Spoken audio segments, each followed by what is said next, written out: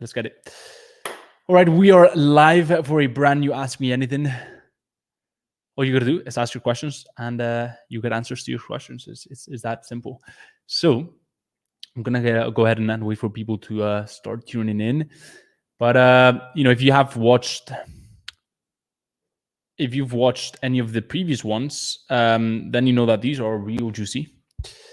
And let's go right into it. So any question regarding social media marketing agency, building a real business, any of that sort, go ahead and ask right away. OP, hi, what's up? Mic isn't working yet. I mean, this mic is connected to my laptop, so yeah, you won't get this crispy audio. But hopefully I'm audible. All right.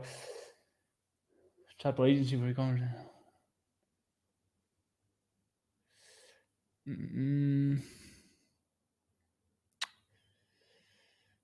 All right. Okay. I'm starting. Whoa, 1 sec. Let me put myself down. There we go. Hi, I'm starting a messenger chatbot agency for e-commerce, fitness, sports brands. So I cannot see the question. I want to know how I can make video audits for my niche and my service to my clients. Can you help me? Yes, sure, I can help you. So first things first is for a messenger chatbot agency. First things first is congrats on having picked the subniche already. You're way ahead of most people on that front. When you make a video audit, what do you want to do, especially with a messenger chatbot agency? What you want to do is, since you cannot do a competitor analysis or a competitor comparison, simply because it's hard to funnel hack a competitor, right? When it comes to messenger chatbots, obviously you can hop in on their messenger and see if they have a chatbot in place. If you can, obviously do that, but that is more time intensive, right? And so it's not going to be as scalable. So what you want to do instead is you want to go ahead and you want to basically showcase the cost of not having a messenger chatbot and the full possibilities of having a messenger chatbot, and then give them a little demo on the video. That's what I would do. Give them a little demo of the video. Maybe you piecing together a general chatbot for a general fitness sport brand funnel, and do that. That is my recommendation. When it comes to paid ads, obviously what you want to do instead is you want to do a competitor analysis, because we have tools like the Facebook ad library that makes it so much easier. But when it comes to a service where it's harder to funnel hack, what you want to do is showcase the service.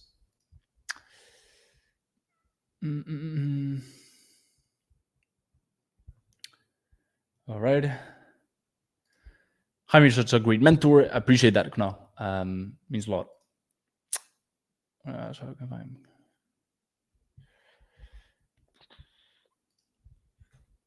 Hey, Jaime, wanted to ask, how can I find clients for my real estate SMMA, and how can you explain a little on the outreach method? Here's the thing, man. I can, and it's a bit of a broad question, but quite frankly, real estate isn't the most. Is not a niche that I recommend, and so I'm not a real estate SMMA expert. I know quite a bit, probably more than most, but what you want to do is ask yourself, where are these people hanging out, and then build automations around that. Whether it's through, for example, building a profile funnel on social media, right? Where sure, it's not as automated, but you have the profile and the content speaking for yourself, so it allows you to remove yourself, okay, and reach a mass audience. Or automations through other platforms. So that's my take.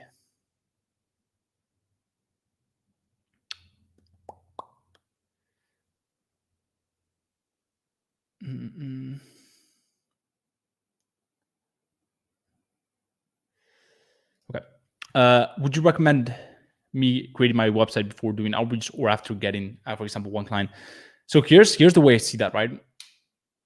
The way the way I talk about it on my mentorship is we actually build the website from day one, simply because we use that as part of our sales funnel. Okay, so we build it from day one because we use that as part of our sales funnel. Now, if you don't have a sales funnel in place using your website, then obviously there's not much use. But not only do we use it as a sales funnel, okay, where people can land, and it basically allows us to scale things up, right? Because it does a lot of the speaking for us, but also it builds quite a bit of authority and social proof for myself and for my mentees. So look, if you do it the right way, I think a website can only add. But if it's just gonna have your logo on it and just list your services, probably not much use to it. Okay. Instagram was good. What is your main profession? I run an e-commerce marketing agency. Cubit, Jaime, my man, what's up? I want your mentorship. For those of you asking regarding the mentorship, just go ahead and, if you're on Instagram, just go ahead and DM me. I'll do my best to get back to you. If you're on YouTube, the link is in the description. But there's the main man, Barney, what's up? One of my mentees. I love when mentees show up to these lives. All right. I just one question that I wanted to answer. Okay. Mike, what's good, my man? Guys, drop a one if you're on YouTube and you checked out the interview I did with Mike. We dropped some value bombs. I've got a bunch of really cool interviews coming up, by the way.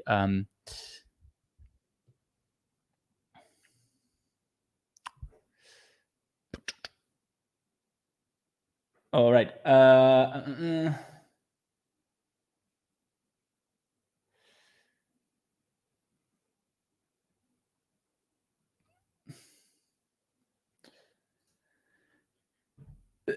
Broad question, but how did I get started in digital marketing? So I think my first start was when I was like 16, 17, and I started my my ecom brand. It turned out to be not the greatest decision, and that's why, one of the things I talk about in my channel, and one of the things I preach a lot is I'll never talk about something that I haven't personally done and that I haven't personally experienced, right? And so one of the reasons why I say, look, instead of starting an ecom brand fast, start with a service-based business, right? Because it teaches you so much and it gives you cash flow, it gives you peace of mind, right? So I didn't do that, right? That's why I learned my lesson. But I started with my an ecom brand, and one of the great things about the entrepreneurial journey is that although you may fail, it teaches you quite a bit. It does give you a lot of really solid lessons. So it taught me quite a lot, and with that ecom brand, I got my feet wet with email marketing, Facebook ads, influencer marketing, even, and all in all, just like messaging and all that stuff. So yeah, lessons learned, and that's how I got started in digital marketing. Then I realized that I had to ditch that model, and I wanted a model that would give me not only cash so that I could quit university and pursue my dreams and take care of my family as well, but also gave me transferable skills that I could implement across different areas of my life when starting other businesses. So that's why the e-com agency really appealed to me. All right.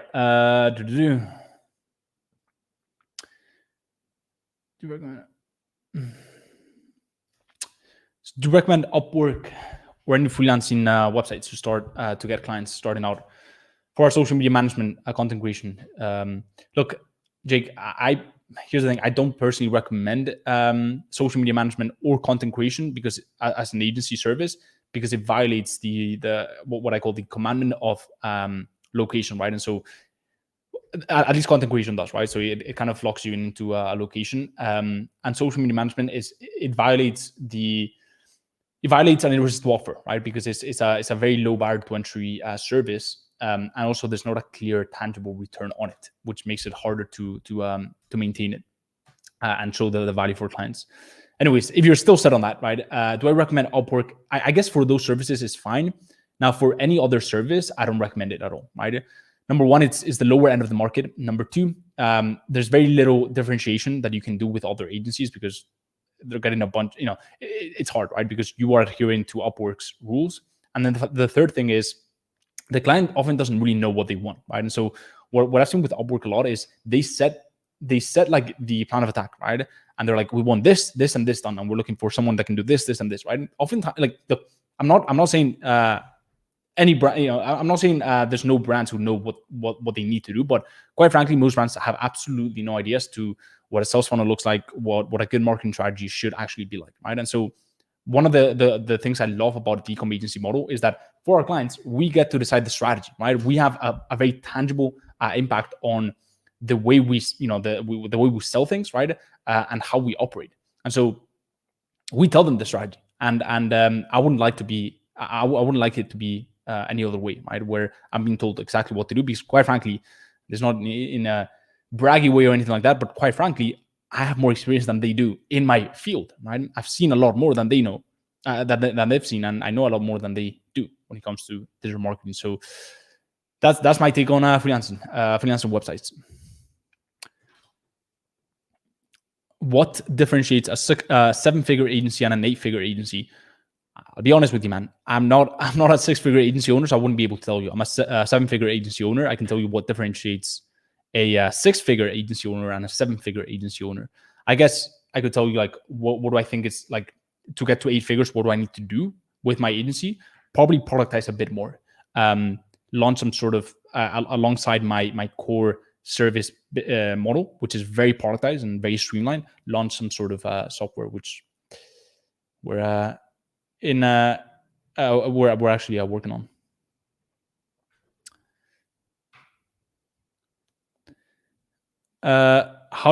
Good question. How to differentiate yourself in your outreach? Cold doom. Seems like every e-com brand lately is getting bombarded with cold emails.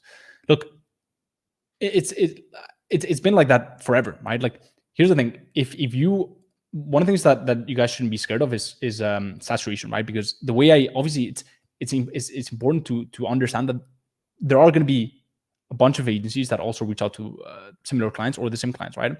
Now, understand that most agencies, and I'm sure a lot of people here, they don't know what they're doing. Okay, so and I've spoken to a lot of agency owners at this point, and most, I would say 99.99% of agency owners have absolutely no idea as to what their irresistible offer is.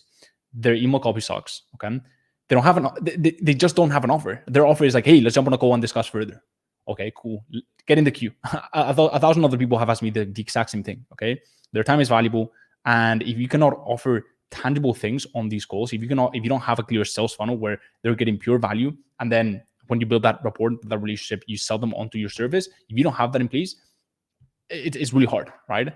Now, when you do have that in place, and then you put a volume, right? So output, so automation is behind that, then it's it's blissful. That's why I'm booking in 100+ meetings predictably and I've been doing so for the past year and a bit more, right?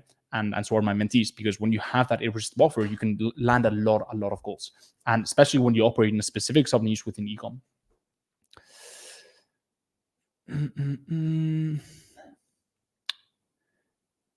Do I have a course? I don't have a course. I have mentorship. For me, those are two very different things, two very distinct things. I don't believe in the course model where you're just watching a bunch of videos and there's no personalized, tailored attention. So I do have a mentorship. If you are interested, it's not for everyone. I don't have it on a landing page where you can buy it. But if you are interested, you can either DM me on Instagram or in my YouTube. There's a link in my YouTube description. There's a link to booking a call.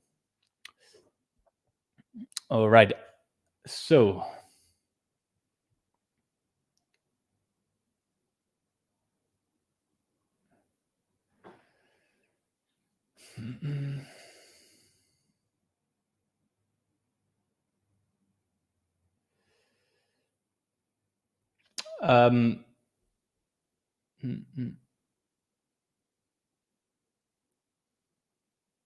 okay. Each and every.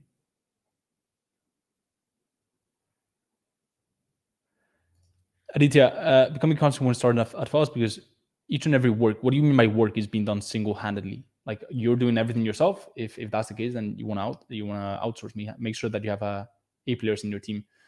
Your mentorship available? Yes, for now, yes. You can click the link in the description.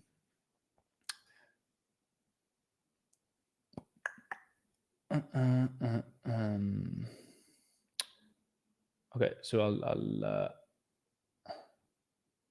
pick this question.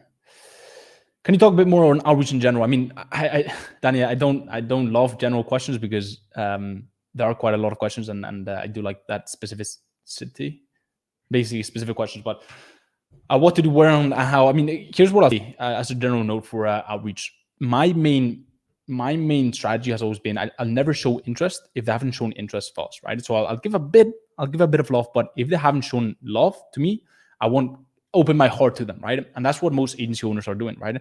They're investing, countless hours in prospects that haven't shown one single bit of interest, right? Now I avoid that. We avoid that completely with my mentees as well. And when they show a bit of interest, then we go harder than anyone, because most people are spending their time on people that don't even know their name. Okay, so that's how our sales funnel really works. We understand that people fall through the cracks, and they show, and when they show various degrees of interest, then we hit them hard. Okay, so that's my take. All right. What traits do you avoid in an applicant for mentorship? Really good question. Number one trait is, do they think there's going to be some easy piece of work, get rich quick thing? If that's the case, absolutely not a good fit. Number two, are they committed to the model, right? Or are they just hopping around and not really sure what to do? Because these people are probably going to get shiny object syndrome.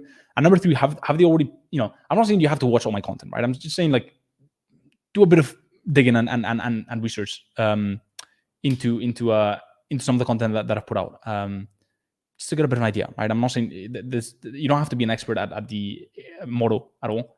In fact, I would recommend you do not.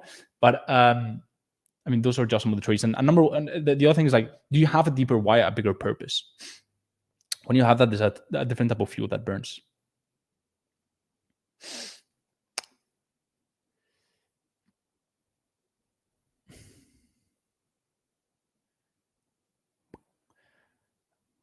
Okay. More questions. How long did it take you to get your first client? Good question. It took me around 3-4 months. So definitely not quick. And that's why one of the things that I say is, like, look, in the micro, there's an element of timing, but once you sign that first client, you just use that momentum. And so I grew very quickly after that first client. But I stay patient now. Knowing what I know now, I would probably sign that first client in a few days, potentially. But you live and you learn. So very grateful that they told me to be patient.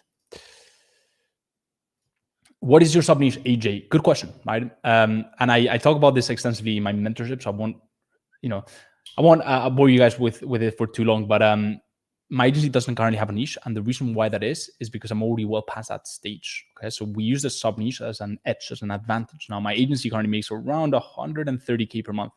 So I'm in a different stage. I'm playing on a bit of a different league that allows me to open myself up to a broader market. That's the answer to the question, but yeah. Okay, best EMA service to start right now. There's not like a best service, right? I think it boils down to two main categories that I would focus on: either paid ads or direct marketing. The other services I would use more as cross sells.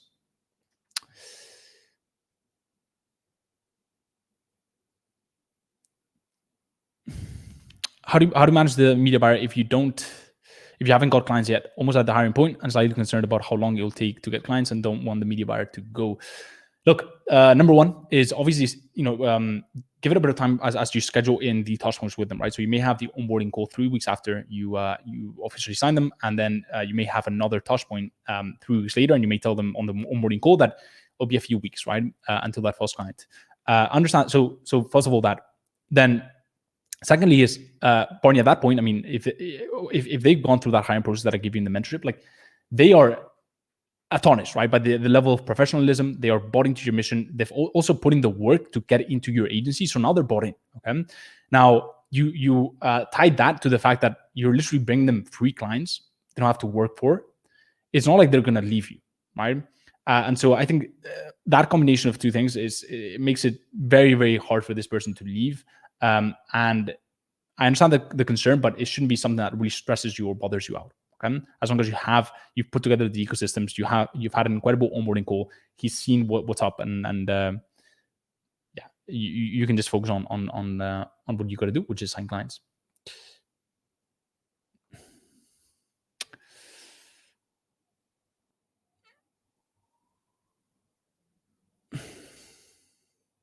Okay. More questions.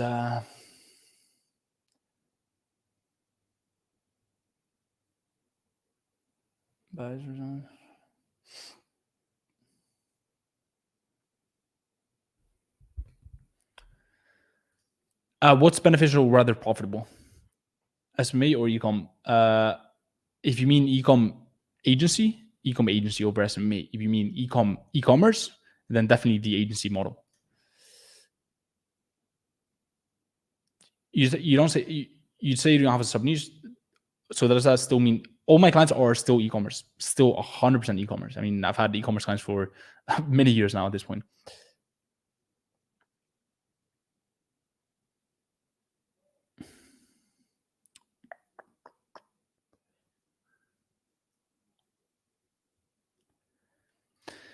Can I start my agency from an underdeveloped country? Yes, the answer is yes. I mean, I'm not sure if I posted this on my Instagram story, but I've got students from India who are crushing it. Actually, Horace the other day signed his first client. He's like 17 in India. Pretty decent money for a 17-year-old living in India. So yes, the answer is yes.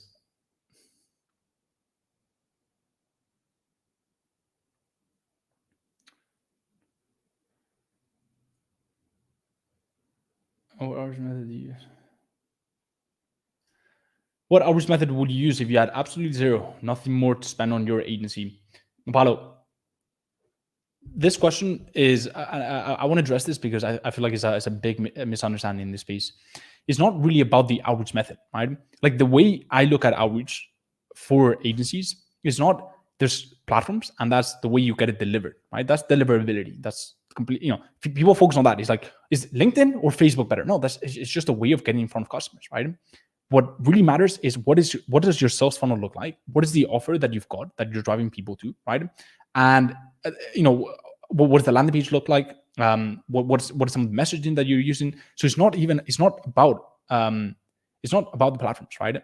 So keep that in mind. Make sure that you understand that it's not about the platforms. Now, going back to your question, if you had absolutely zero, I mean, social media, right? It costs absolutely zero. You can start building a profile funnel around your specific sub niche within ecom and attract a lot of eyeballs and clients to that. So that's what I would recommend.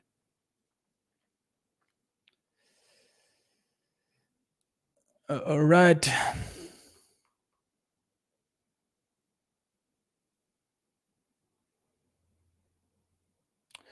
How do you charge a percentage of ad profit automatically in Stripe? You don't do the percentage of ad profits automatically on Stripe. You actually build it to them and you show them how you calculated it.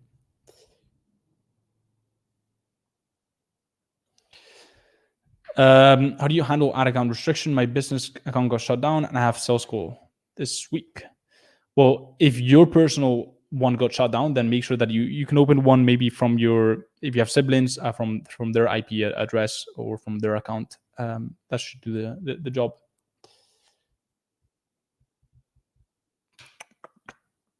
TD's payment structure in your mentorship? Yeah, extensively. Do you have an attorney that makes all your contracts? Yes, and that helps me with my business structure.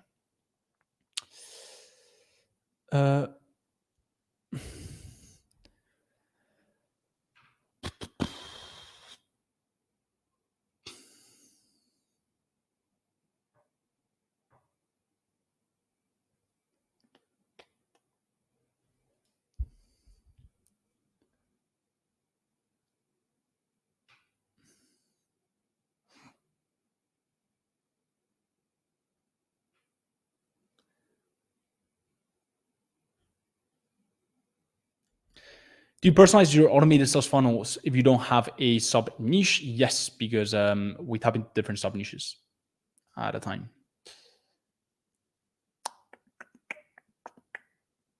What's it? Okay. What's a Facebook rep? You mentioned it once on IG. Really good question. A Facebook rep, essentially when you're spending a certain amount on Facebook, you get assigned a rep. A rep is kind of like an insider within the Facebook ecosystem. So someone that works at Facebook and helps you with your account, basically gets you to spend more and more and make sure that you're welcomed and you feel really good about Facebook. Now, these guys are useful because if you get a restriction on your account or something like that, then they can act usually faster, right? They also can give you a few tips here and there, but honestly, I found that, no hate if you're a Facebook rep, but honestly, I found that their recommendations aren't the most spot on, or at least the way, not the most profitable way of doing things. but it can be useful. So that's what a Facebook rep is.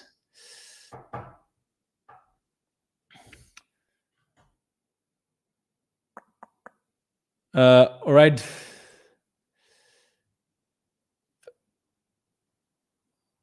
What do you prefer for a young boy, freelancing or investing in stocks? Definitely freelancing. Sorry, not investing in stocks. I mean, investing in stocks won't generate much for you, because investing can only amplify wealth. It will never ever create wealth. Unless you want to wait like 60, 80, 100 years, and enjoy the fruits of your labor when it's too late, right? So definitely start building a business, and freelancing, don't really recommend it. I recommend building an agency. All right, guys.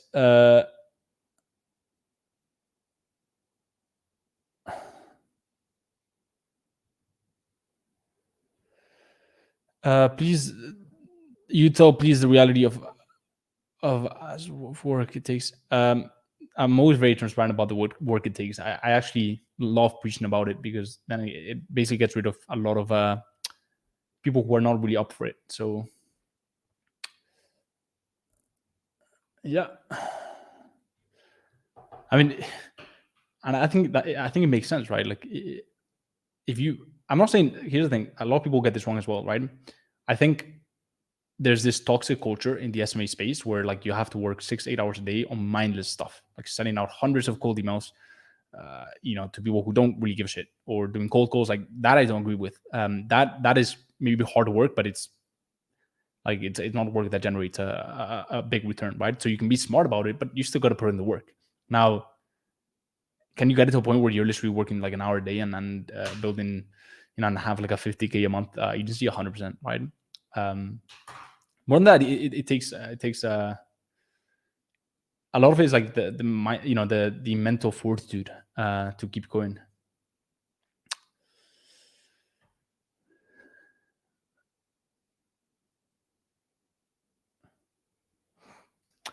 Krishnav, Jaime, not an agency specific question, but I have an idea for a SaaS for agencies and consultants, but don't know how to code. How should I go about executing at low initial cost? That's the thing about a SaaS. Like, you do need a bit of an investment. So if you haven't, like, a SaaS for me only comes in place and makes sense when you've actually built something that has given you money, right? And when you have this money, then you can invest it into creating other businesses that can then be a bit more scalable, right? So that's the way I see a SaaS. Now, if you don't have any money right now, starting a SaaS is probably not the best idea, right? So keep that in mind. All right.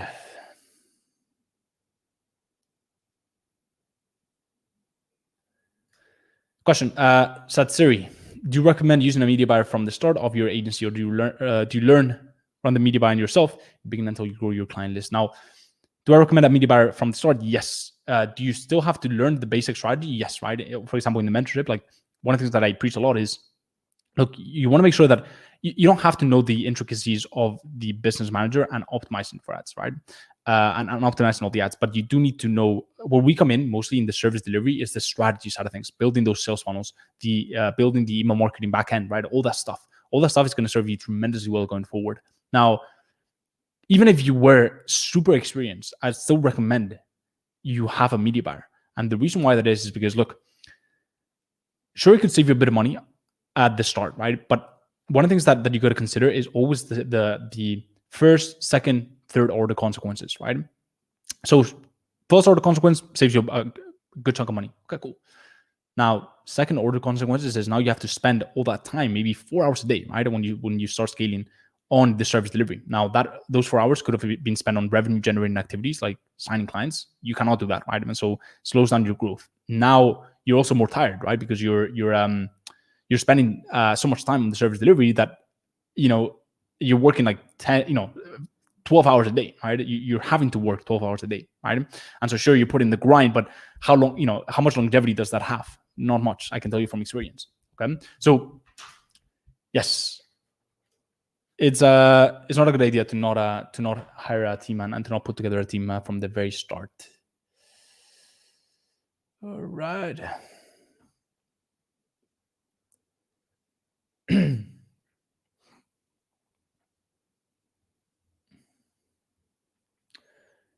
question. Do you ever feel you're running out of good leads when you pick a sub niche? No, because this is interesting and something that people don't consider. But we have when you pick a sub niche, you actually have way more leads available to you, because then you go even more narrow and you tap into the different categories within this sub niche, and then so many brands you hadn't even thought of, right, open themselves up because you hadn't go that niche, right?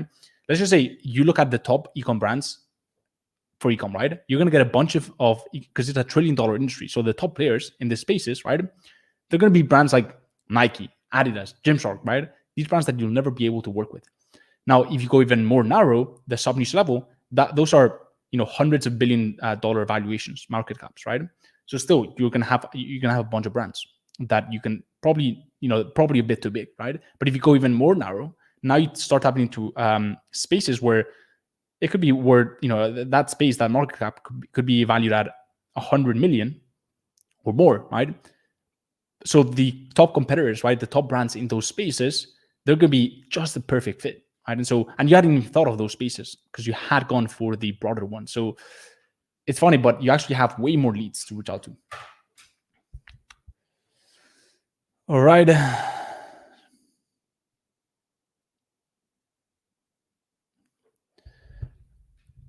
What do you think about the Airbnb niche for what? For e-com agency?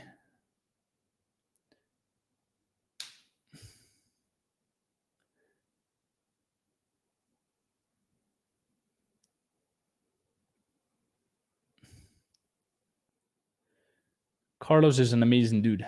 I agree with that.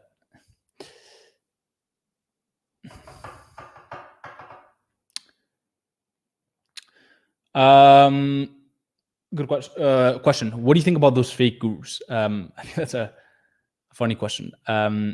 Look, honestly, I don't like getting into animosity. I don't like getting into talking about other people. So I think instead of focusing on that, I focusing on the audience and the viewers. I think for whoever you're watching online, just do your due diligence.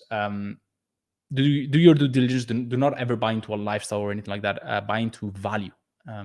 That's one of the things that I think is important in this day and age. A lifestyle can be faked. A lifestyle doesn't really a lifestyle is not what's going to get you a specific result if you're buying into a group, right? Like, cool, this person is driving a nice car or has whatever, right? But that has nothing to do with the ability for this person to get you results. So I would say as long as you're buying into value, right? As long as you're buying into value, you're never gonna lose money. Same thing, it's literally the same. I just realized it's literally the same principle when it comes to investing. Invest in value, and you probably never lose money. It's only when you invest into fads, into things that are gimmicks, right? Into lifestyles, into things that look really good on the outside, right? Into hypes like Dogecoin, right? That's where you can lose money. I'm not, probably not the best example with Dogecoin because I know people made a lot of money, but my point is never buy into a lifestyle or a veneer. Buy into value. Dig deep, right, and see how valuable the lessons really are. That's my take. What do you think about organic content marketing for client acquisition? I rate it. I talk about it extensively on my mentorship, and I think it's a very, very underrated way of getting clients, even with a very, very tiny sub niche, very, very tiny following. Yo, what's up, Jaime? Absolutely killed my meeting today and looks like a close for Monday. Callum, one of my mentees, fire to here, man. Let's get it. I'm looking forward to that boom post on the community. All right.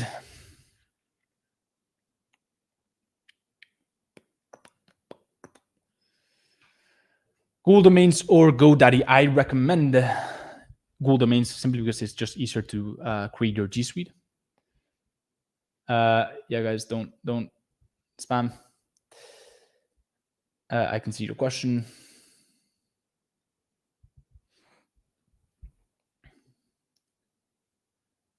Why do you?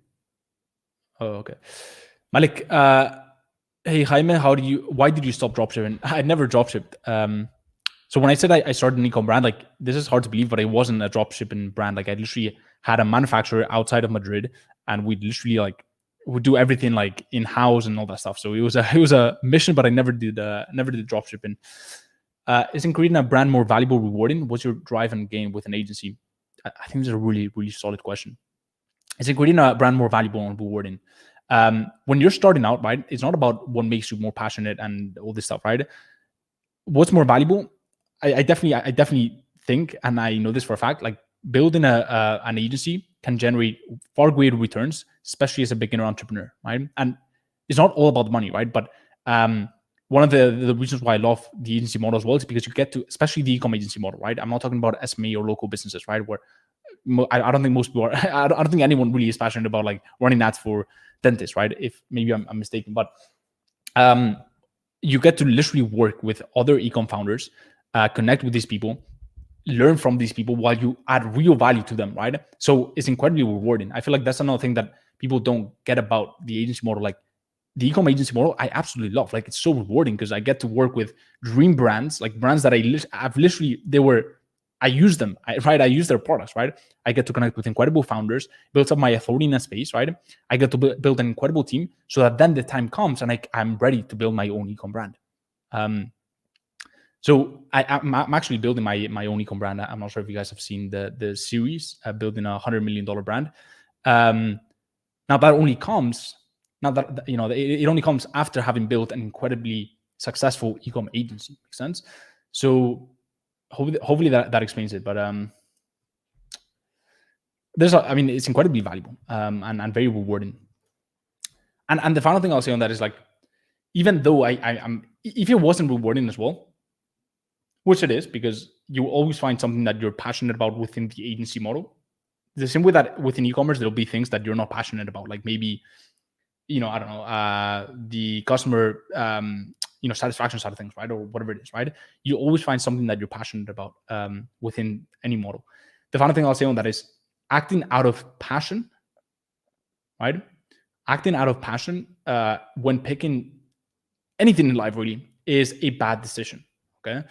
Why? Because you don't really know what you're passionate about. So passion is, competence breeds passion. When you become really good at something, then you become passionate about it. But do not go making decisions on passion. Those will lead to very emotional decisions, and those are usually not the best decisions. Well, I almost broke my camera.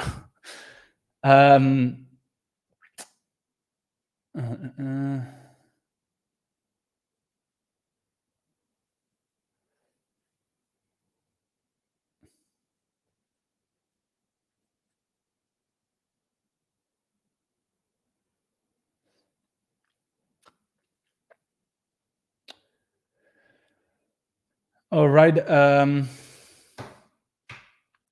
Other current level you're in, what are your major expenses? Oops, let me put this through. Apart from media buyer and softwares, my main expenses is just building the future, right? So right now is the e-com brand that we're launching within my own e-com agency. Maybe my next expense is, this is part of this. Part of this is my apartment, but this is where we also work from. So there, my CTO actually sits right there. So we're building a real business here. So those are probably my main expenses. What are you reading from, brother? So I'm going live on my Facebook community. What do you think about working with a white label agency and leveraging their case studies till 10K per month? I don't think it's a good idea.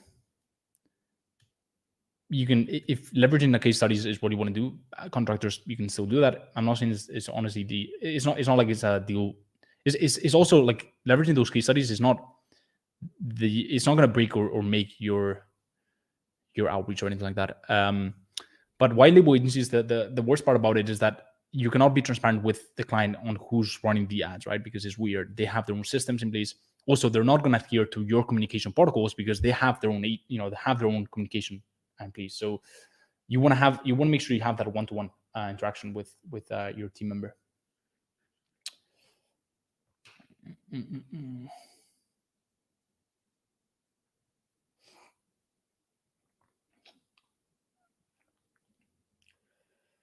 Any reason for wearing caps in house? Probably my hair, man.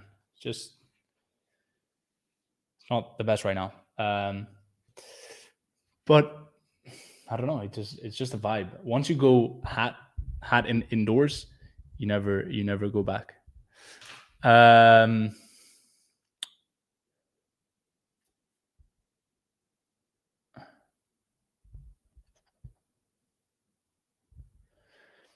What's a realistic time frame to go from 0 to 100 to 10K per month?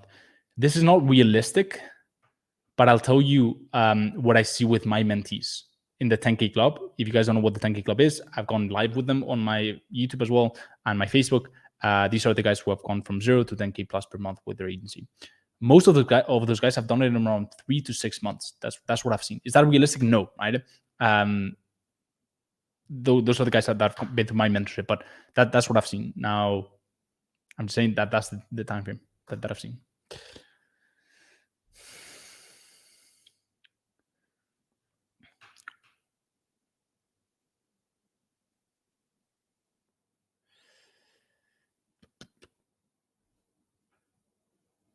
All right, guys, let's do a final round of questions, maybe 3 or 4. Are you on Clubhouse? No, maybe we should get on that, but focus is important for me. When do you recommend you to run ads for your agency? I wouldn't even think about it before 20K per month.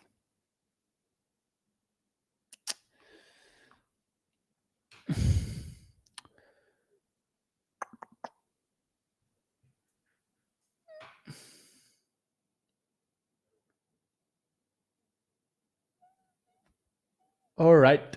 Any other questions? Should I be worried about iOS 14 while hiring a media buyer? I don't think you should be worried while hiring a media buyer. As long as you have, as long as you know what it's all about and you know how to overcome it, I don't think you should be too worried.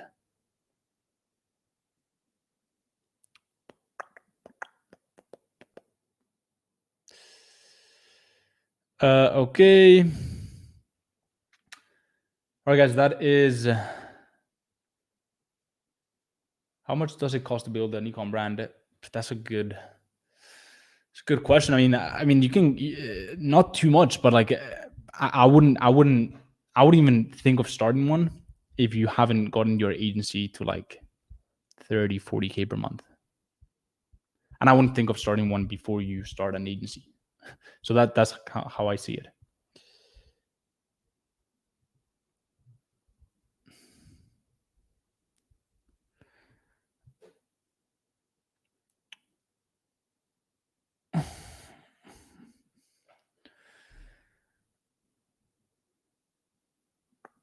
All right, guys.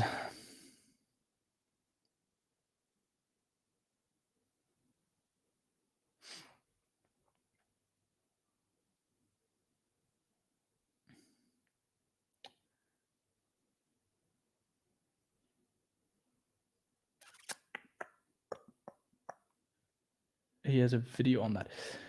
That is going to be a wrap. Why do you always sound so crisp? This mic is a very, very good mic.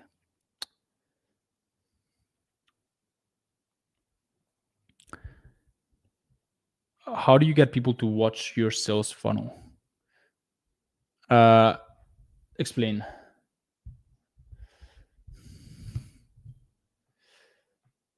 How do you manage taxes with your company? Well, right now I've got a person who does that for me, an accountant. But it's pretty simple. I mean, where are you currently based? I can give you more info. If you're based out in the US, just start a limited company, an LLC, and then if you are in the US, in the UK, go ahead and start as a sole trader.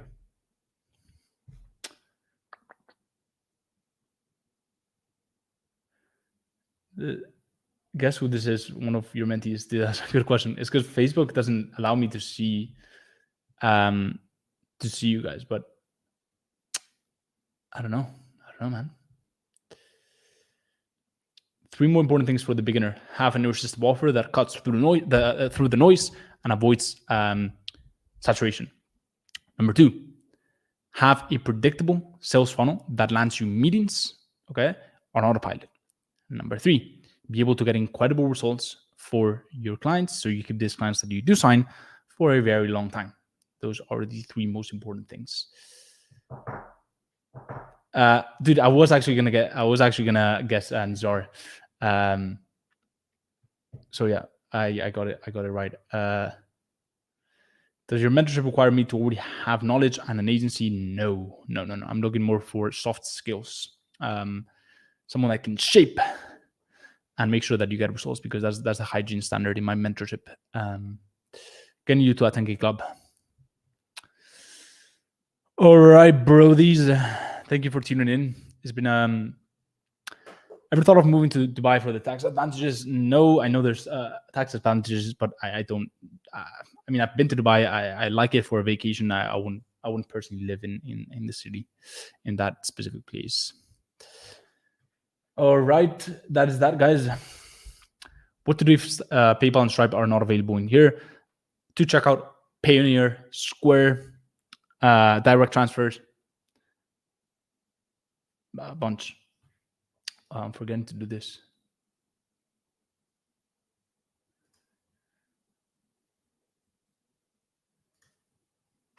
Any students in student interviews coming soon? Yes. Oops, sorry guys. Yes, I have one coming with Mocha. He actually came here to my apartment. We had a really chill talk, kind of like a talk show, right? So yeah, I'm excited for that. And yeah, just very excited for that. And then I've got another one coming with Alex, who I filmed it today. Again, very, very, very good one. Do you have any Italian students? Yes, I've got 2 Francescos and then a few other ones. How much does your initial 20-minute call cost? The application call doesn't cost anything.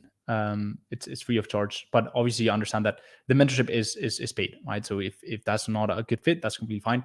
But understand that the mentorship is paid. The application call doesn't cost anything. It wouldn't make sense.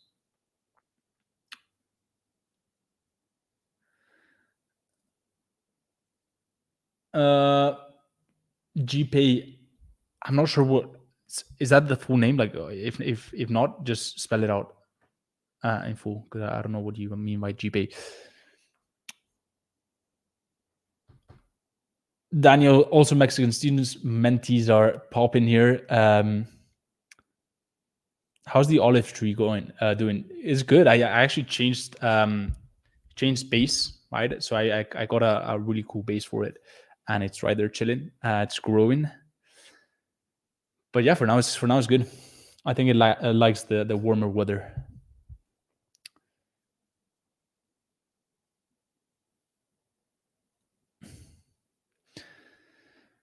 How much is the fees for mentorship? Just go ahead and DM me. So yeah, any details regarding the mentorship, just go ahead and DM for more, or go ahead and check out the link in the description to book in an application call. Google Pay. Okay, cool. Google Pay. I haven't tried it, man. To be honest, I haven't tried it, so I wouldn't be able to tell you.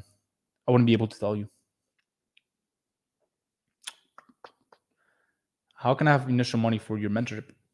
I don't know. I guess you can figure that out. Whether it's I don't know. You can get creative. I guess one of the things that I like to say is, like, if the gun to your head method, right? If there was a gun to your head and you had to invest into yourself because this something would generate a return, you'd probably find a way. So I think there's a lot of ways by getting creative that you can do so if you really are committed. If not, probably not a good fit.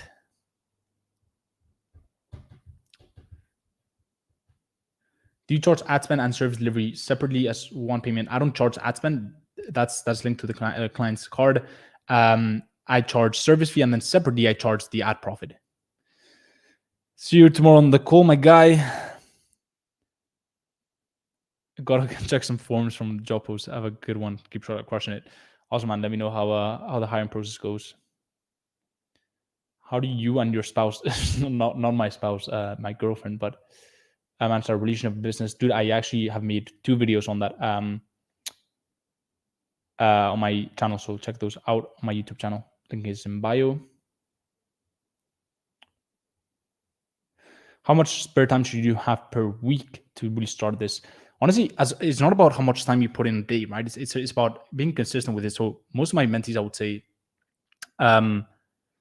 they have something on the side, whether it's a full-time job, part-time job, full student, studies, whatever they're doing, right? It's about being consistent with it, right? So it's about putting maybe 1, 2 hours, 3 hours a day consistently over time. It's not about putting 8 hours a day and then all of a sudden you cannot stay consistent with that. All right, guys. That is a wrap on this call. I do have to go for dinner with my lovely girlfriend. We're gonna go for a nice terrace here in Madrid. In your mentorship, when you shape someone from the beginning, would you discuss the vocab used? Yeah, I mean, we discuss everything, whatever is needed, and it entails everything. Do you time block? Do you block out time do you time block with your work? I'm not sure what you mean by that. Guys, I appreciate every single one of you for tuning in. I think this was fun, and yeah. Any questions? Let me know in the comments. Leave a 1 before I go. Leave a 1 if you've enjoyed this. Okay, leave a 1 if you've enjoyed this. It tells me to keep going, to keep creating these, because this is a big time investment from my side. But if if it's a value, then I'll keep making this. So leave a 1 before I leave. The 1. Let's go. 1. And by the way, when it's posted on YouTube, if you guys left a 1, when it's posted on YouTube, if you can go ahead, leave in the comments what you found most valuable out of this live, I would really appreciate it. I'll be answering every single comment on this live in the next few hours. So yeah, I appreciate every single one of you. I'd appreciate a lot if you did that. Same thing goes for Instagram. When I post this on my feed, go ahead and comment what you enjoyed the most. I'll be answering all comments, every single one of the comments. That is my commitment to you. So yeah, big hug to everyone. Best of luck in your journey, and we shall speak probably not next week because I'm away. Probably not next week, but very, very soon. So take care, everyone, and much love. Bye bye. All right, peace.